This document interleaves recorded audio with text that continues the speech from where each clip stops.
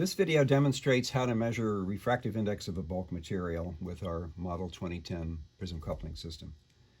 We measure refractive index of bulk samples by determining the critical angle between the sample and a measuring prism.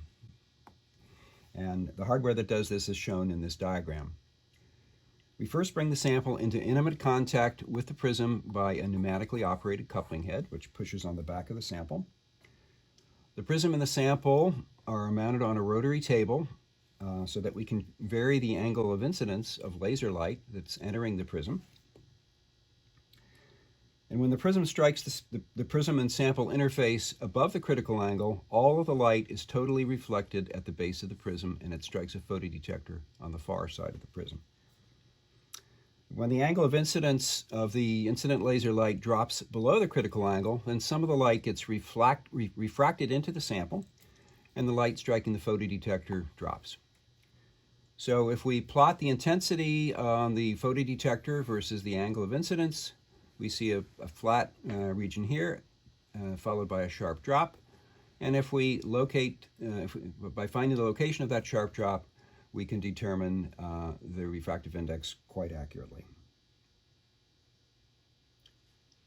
Okay, as an illustration of how we're to measure a bulk sample, we're going to measure the refractive index of this glass disc, and we're going to do that first of all by placing it in the system and clamping it to the prism with this pneumatically operated coupling head. Okay, so the sample is now held against the prism, and the prism is held in the jaws of this C-shaped clamp here. You can't see it all that well, but it's held in the jaws of this clamp. The laser beam approaches the prism along this horizontal light here. Then it enters into the prism and interacts with the sample, and then it is reflected and strikes a photodetector on the far side of the prism over here. You can't see the photodetector really well, but it is over there. Now the angle of the rotary table is now above the critical angle, so none of the light is being coupled into the sample. But as we rotate the table through the critical angle, when we reach the critical angle, you can see the sample light up. And so now some of the light is entering into the sample and less light is being reflected to the photodetector. The system has 3 lasers, red, green, and blue, and if we measure at each of these wavelengths, we can make a Cauchy fit of index versus wavelength and also determine Abbe numbers. Changing wavelengths is easy. Each laser has a mechanical beam block on the outside of the enclosure, and you simply unblock the laser you want to use. As an example, I'm going to block the green laser that we've been using up to now, and then turn on the blue laser in the system. And again, we're below the critical angle now, but if I rotate the sample, you can see that sample is lit up. And then as we go above the critical angle, all of a sudden the sample gets dark as no light gets coupled into it.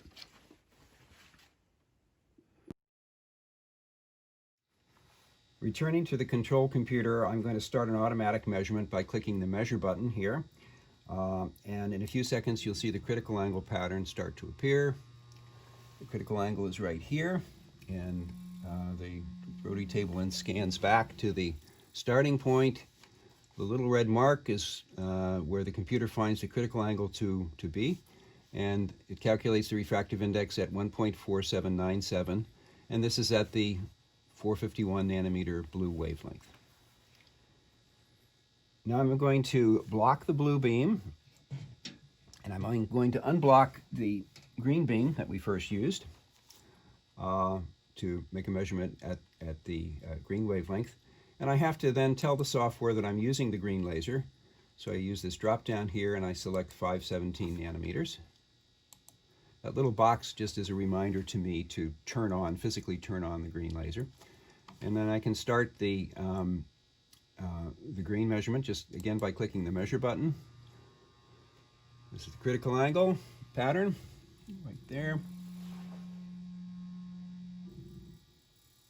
Computer finds the critical angle. This little red mark is the critical angle, and it calculates the refractive index as 1.4743 at the 517 nanometer wavelength. Okay, then same fashion, I'm going to turn on the red laser, and I will turn off the green laser. And I'll start and have to remember to change the wavelength in the software to 636 nanometers. And I start the measurement.